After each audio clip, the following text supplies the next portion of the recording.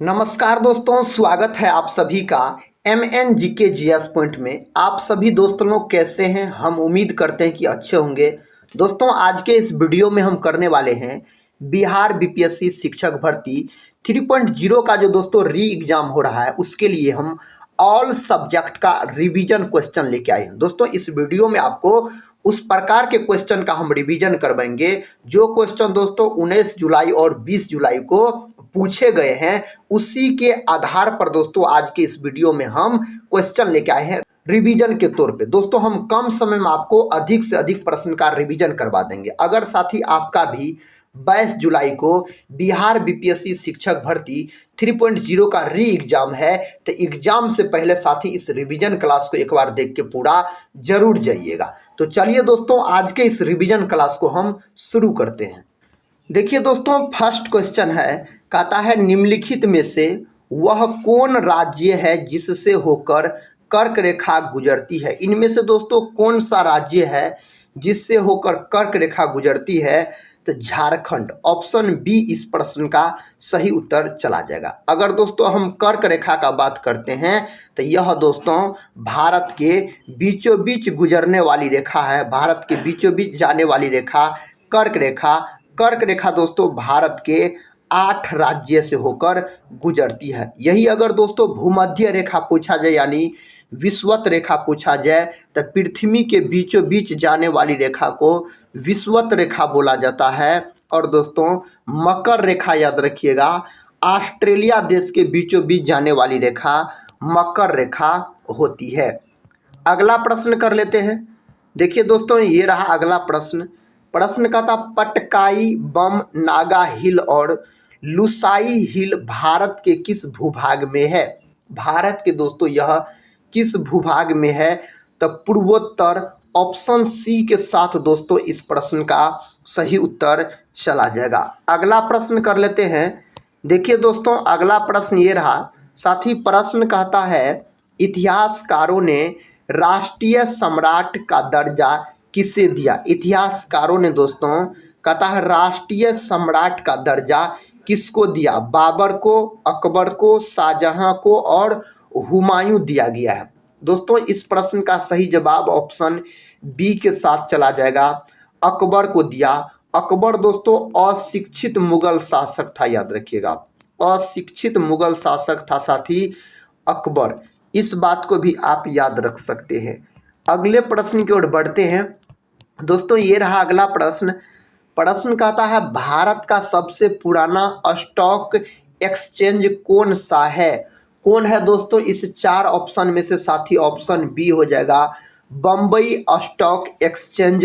यह साथी है सबसे पुराना। ऑप्शन बी के साथ दोस्तों इस प्रश्न का सही उत्तर आप याद रखिएगा। अगले प्रश्न की ओर बढ़ते हैं। देखिए दोस्तों, अगला प्रश्न कहता है भारत में हायसिंथ नाम जंगली घास किस महाद्वीप से आई है? कौन महाद्वीप से दोस्तों आया है? तो यह आया है दक्षिणी अमेरिका। ऑप्शन ए के साथ दोस्तों इसका सही जवाब हो जाएगा। अगर दोस्तों आपसे ऑस्ट्रेलिया के बारे में पूछा जाए तो ऑस्ट्रेलिया की राजधानी आप बोल सकते हैं कैनबरा। और साथ ही सर्वाधिक ऊन का उत्पादन कौन देश करता है? तो ऑस्ट्रेलिया करता है। प्यासी भूमि का देश भी दोस्तों ऑस्ट्रेलिया को बोला जाता है। अगले प्रश्न की ओर बढ़ते हैं। दोस्तों ये रहा अगला प्रश्न। प्रश्न कहता है भारत में राजकोषीय नीति में निम्नलिखित में से कौन सा उद्देश्य शामिल नहीं है? इस 4 में से दोस्तों कौन सा उद्देश्य शामिल नहीं है? तो साथी पूर्ण रोजगार शामिल नहीं है। ऑप्शन सी दोस्तों इस प्रश्न का सही उत्तर चला जाएगा। नेक्स्ट क्वेश्चन देखिए दोस्तों, इस क्वेश्चन का सही उत्तर बताइए। प्रश्न कहता साथी कहता है भारत में सबसे पहले रेडियो स्टेशन कहाँ स्थापित किए गए थे? भारत में दोस्तों सबसे पहले कहता है रेडियो स्टेशन कहाँ स्थापित किए गए थे? तो दिल्ली में। ऑप्शन दोस्तों बी के साथ इस प्रश्न का सही उत्तर चला जाएगा। अगले प्रश्न की ओर बढ़ते हैं। देखिए दोस्तों, अगला प्रश्न कहता है, प्रश्न है कहता चौसा का युद्ध किसके किसके बीच हुआ था? दोस्तों चौसा का युद्ध कब लड़ा गया था? तो चौसा का युद्ध लड़ा गया था 1539 में लड़ा गया था। और साथ ही कहता है किसके किसके बीच लड़ा गया था? तो हुमायूं और शेरशाह सूरी के बीच चौसा का युद्ध लड़ा था, जिसमें दोस्तों शेरशाह सूरी का जीत हुआ और हुमायूं का, याद रखिएगा, हार हो गया था। नेक्स्ट क्वेश्चन कर लेते हैं। ये रहा दोस्तों नेक्स्ट क्वेश्चन। क्वेश्चन कहता है हिमालय की श्रेणी में कौन प्राचीनतम है? हिमालय की श्रेणी में दोस्तों कौन प्राचीनतम है? तो बृहत हिमालय श्रेणी विकल्प ए के साथ दोस्तों इस प्रश्न का सही उत्तर चला जाएगा। अगला प्रश्न कर लेते हैं। देखिए दोस्तों ये रहा अगला प्रश्न।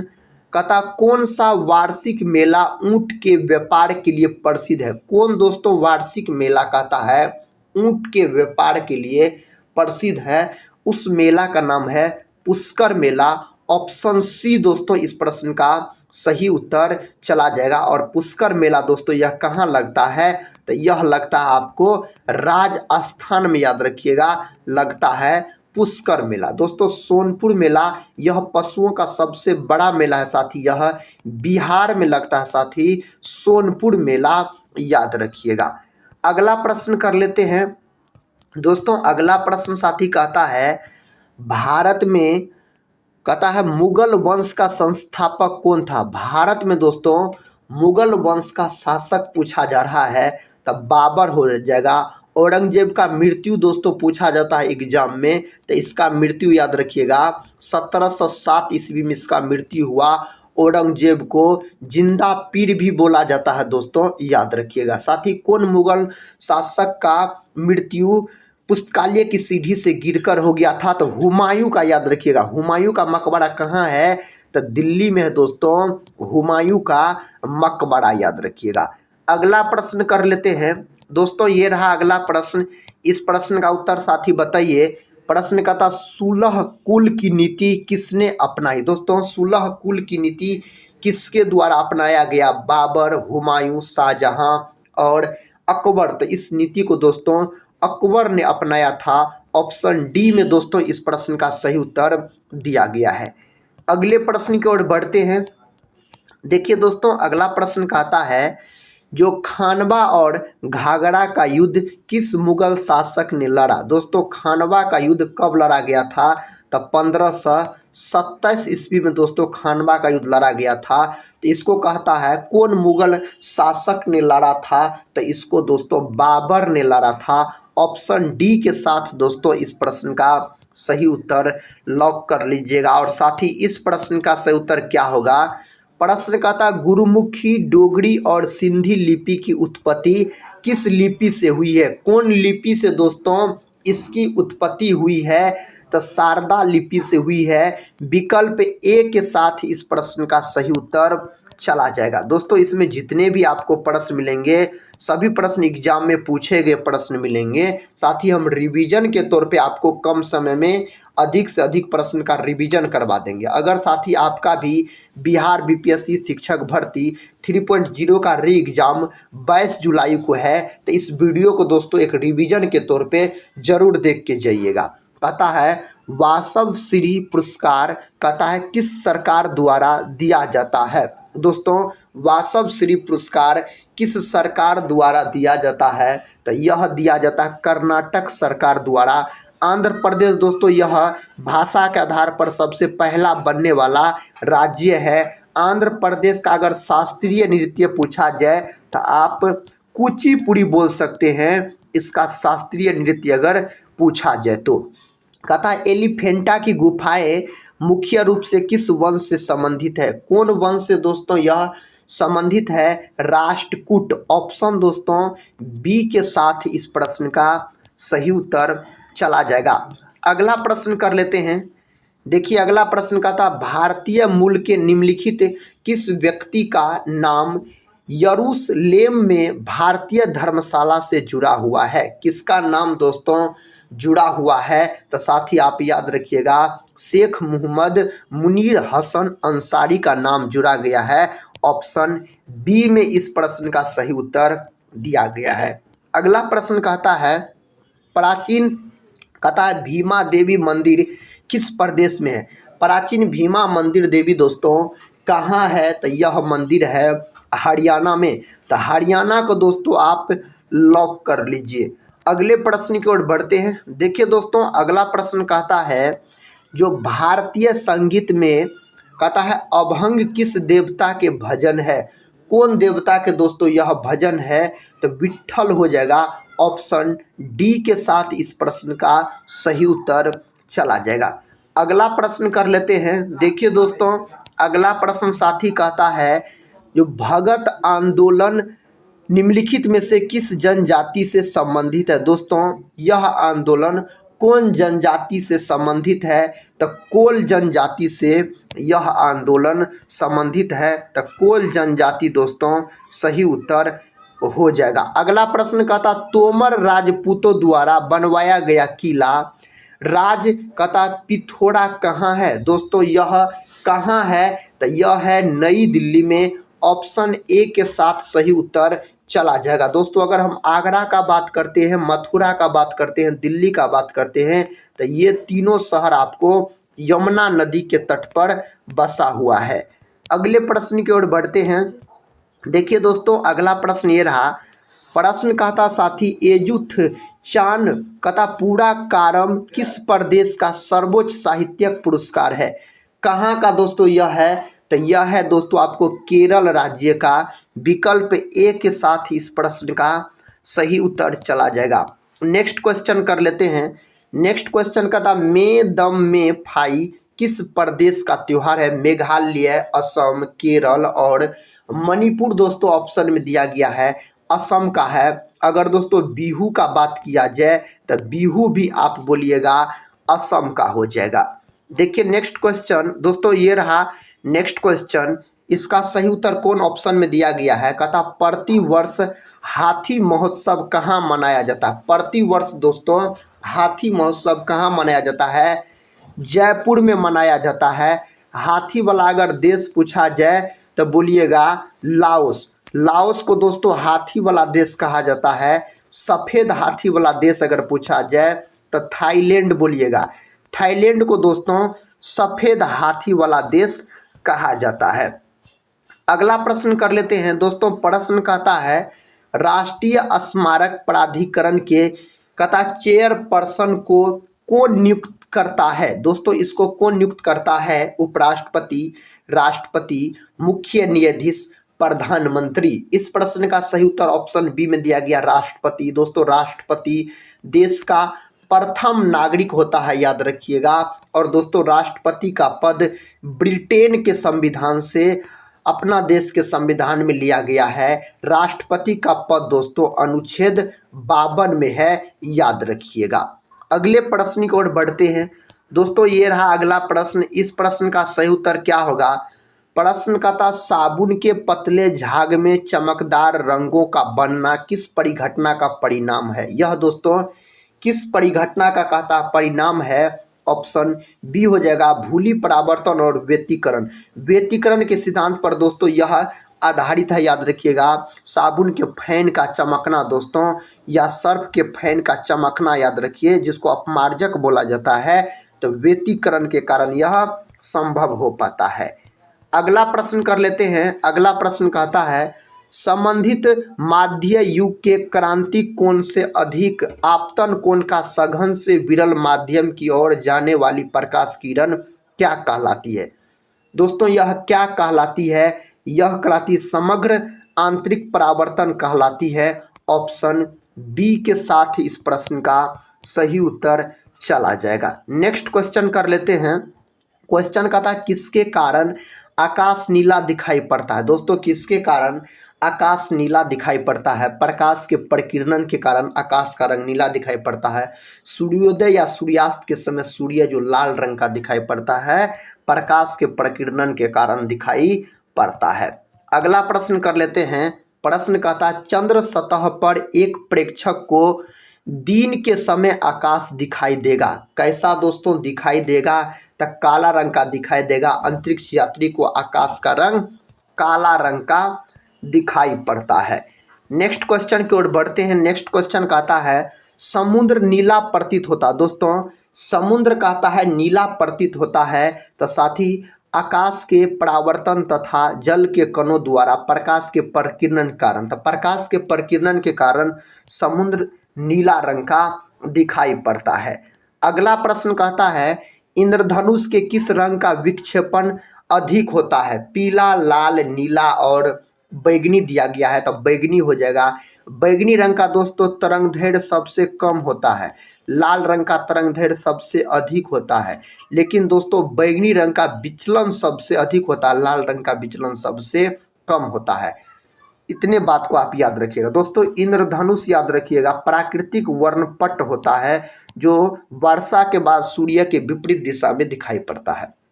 कहता पेरिस्कोप बनाने में निम्नलिखित में से कौन सा एक प्रयुक्त होता है? किसका प्रयोग दोस्तों किया जाता है? तो समतल दर्पण का प्रयोग किया जाता है। समतल दर्पण का उपयोग चेहरा देखने में भी किया जाता है, याद रखिएगा।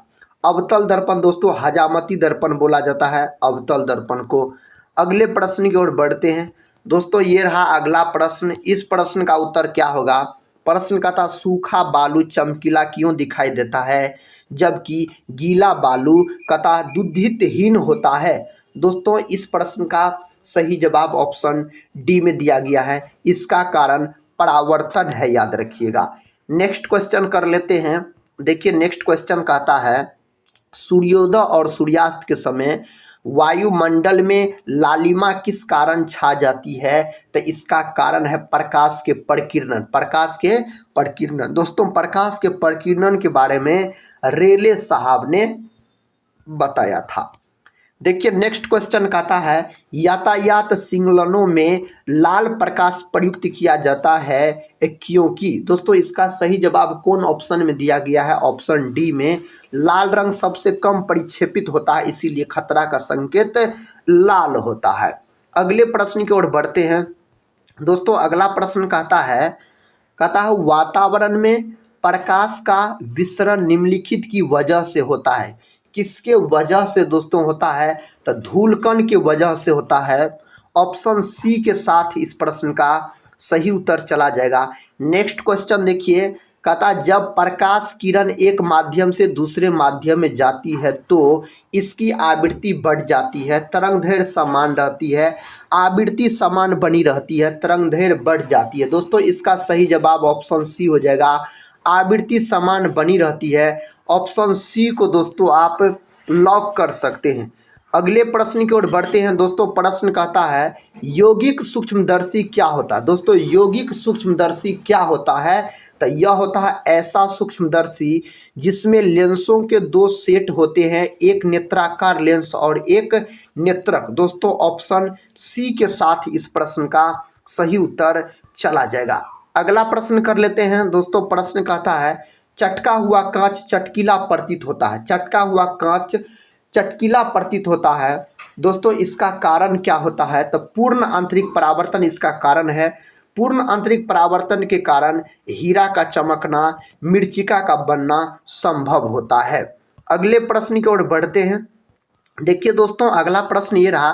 प्रश्न का था प्रकाशीय फाइबर किस सिद्धांत पर कार्य करता है? दोस्तों प्रकाशीय फाइबर कौन सिद्धांत पर कार्य करता है? अगर इसका सिद्धांत आपसे पूछा जाए तो पूर्ण आंतरिक परावर्तन के सिद्धांत पर काम करता है। तो ऑप्शन दोस्तों ए के साथ इस प्रश्न का सही उत्तर चला जाएगा। अगला प्रश्न साथी ये रहा।